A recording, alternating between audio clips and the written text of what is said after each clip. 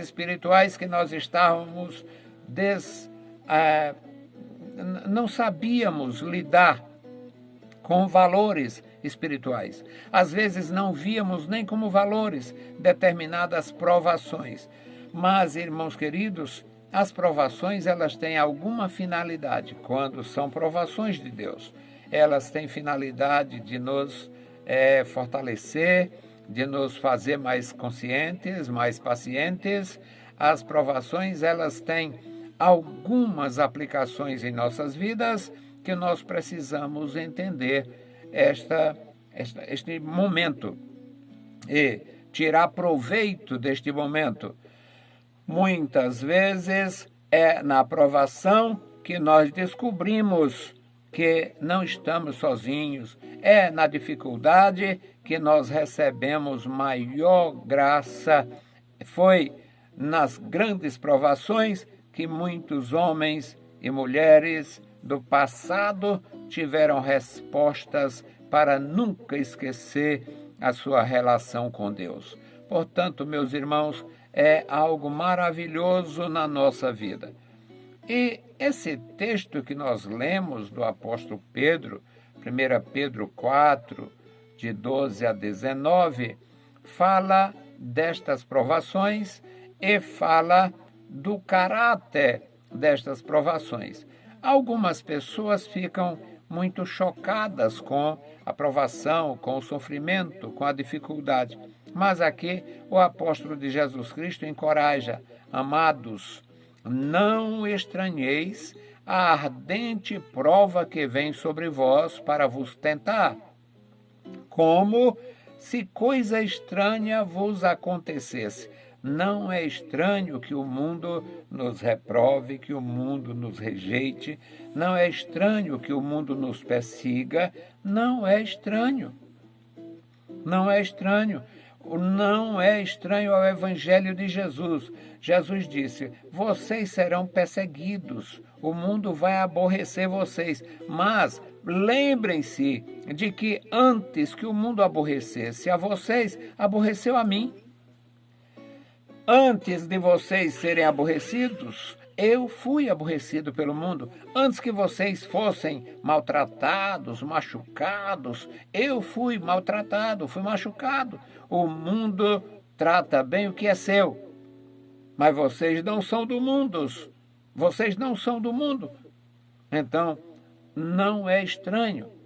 1 Pedro 4 e 12. Não estranhe, meu irmão. Não estranheis, amados. Amados, não estranheis a ardente prova que vem sobre vós para vos tentar, como se fosse coisa estranha que estivesse acontecendo. No versículo 13, ele diz: alegrai-vos no fato de serdes participantes das aflições de Cristo. Olha a correlação: o crente em Jesus Cristo e o Evangelho. O Evangelho que Jesus ensinava: vocês não serão bem tratados pelo mundo, porque vocês não são do mundo, e o mundo trata bem o que é seu. Alegrai-vos pelo fato de serdes participantes das aflições de Cristo, para que também na revelação da sua glória, da glória de Cristo, vos regozijeis com Cristo, vos alegreis com Cristo. No versículo 14, ele diz: se pelo nome de Cristo sois vituperados, bem-aventurados sois, porque sobre vós repousa o Espírito da glória de Deus. Quanto a eles, sim, é blasfemado, mas quanto a vós é glorificado. Então, o nome do Senhor é blasfemado entre os ímpios, mas deve ser glorificado por nós até na provação, mesmo na provação, porque estamos vivendo as aflições de nosso Senhor Jesus Cristo.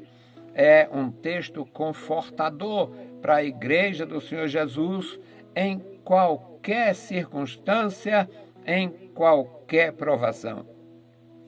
No versículo 15, meus amados, como a igreja de Jesus, em toda a sua história, foi e é realmente muito bem instruída, aqui o apóstolo de Jesus, como um verdadeiro pai, como um verdadeiro mestre, como aquele que tem um grande interesse no nosso bem-estar. Ele diz que nenhum de vós padeça como homicida, que nenhum de vós padeça como ladrão, que nenhum de vós tenha sofrimentos, tenha problemas por ser um malfeitor. Não haja em vós nenhum sofrimento por estar se metendo em negócios alheios, se intrometendo na vida particular das pessoas.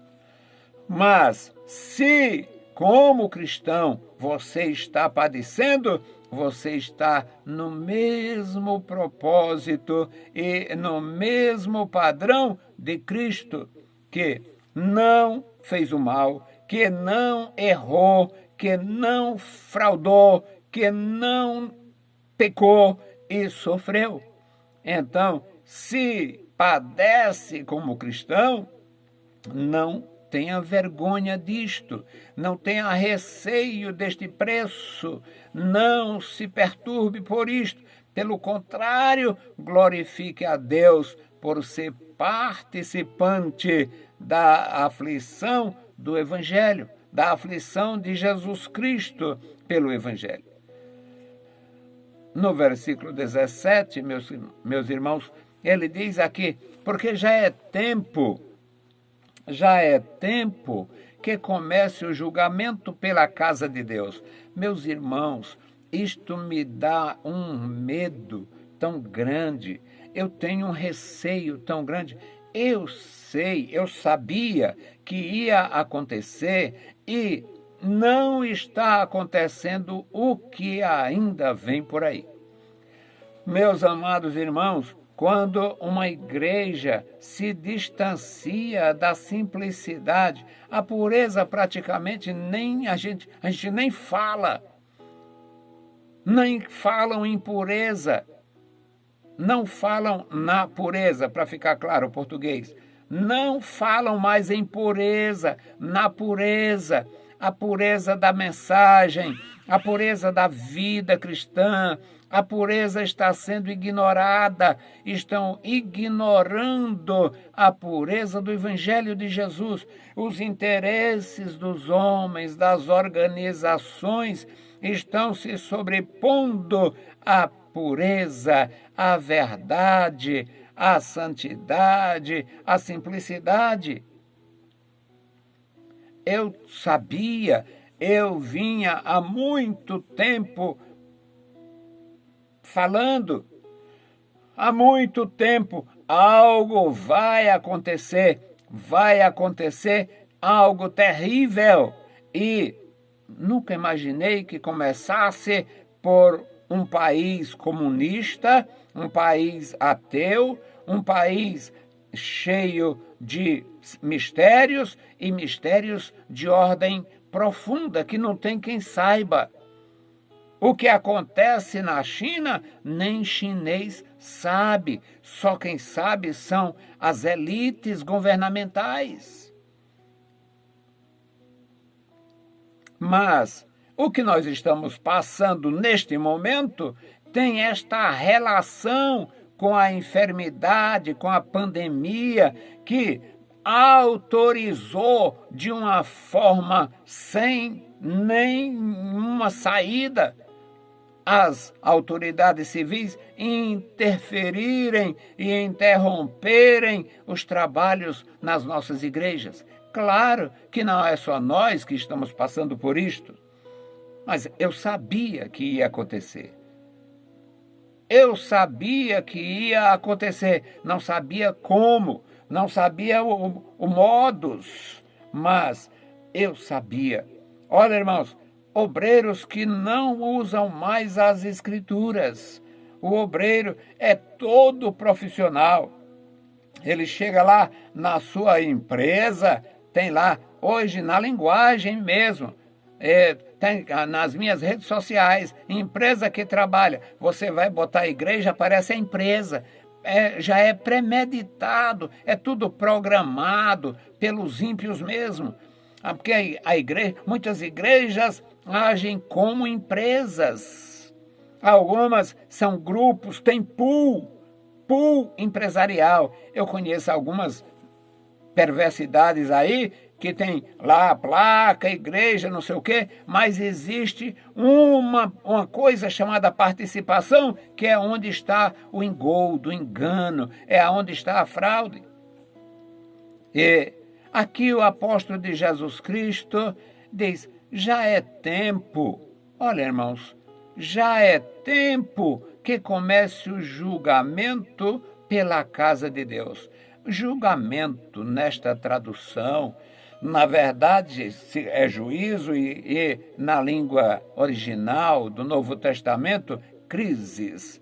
Significa julgamento, juízo, crises. Em português, crise.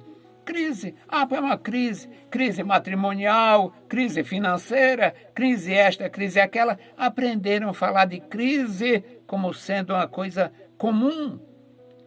E é comum acontecer a crise, mas crise no Novo Testamento significa juízo. E o apóstolo de Jesus Cristo repousava sobre ele o Espírito de Cristo, o Espírito da glória, o Espírito do Senhor, e o apóstolo diz, já é tempo que comece o juízo pela casa de Deus.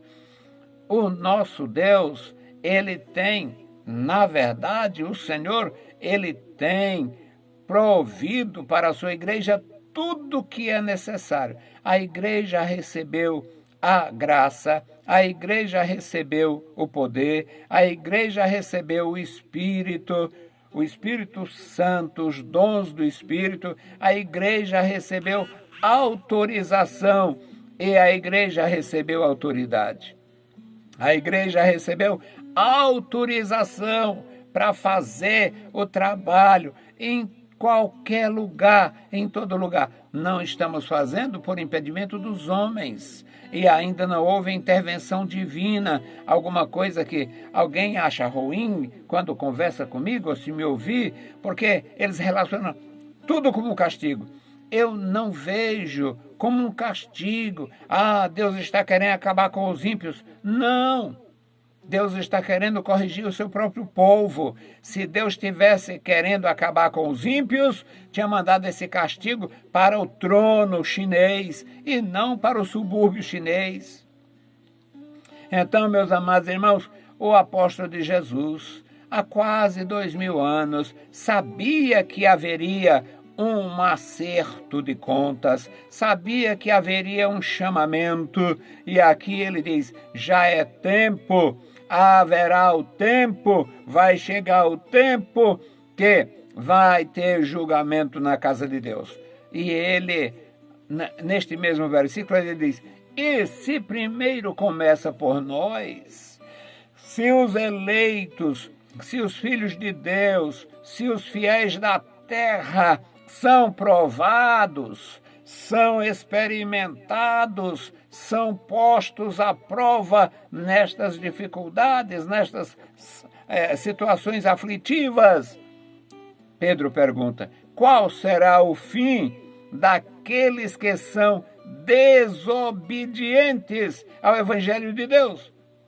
Ora, se a igreja está sofrendo, se a igreja padece, se existe uma associação de provações e sofrimentos com os que estão em sintonia com Deus, em harmonia com Deus, em obediência à sua palavra, lendo a sua palavra, proclamando a sua palavra, sem se envolver com o mal, defendendo pelo que aprendeu, pela a graça recebida, defendendo a verdade, a necessidade de que o homem se renda, se converta e perceba esta sua dependência divina.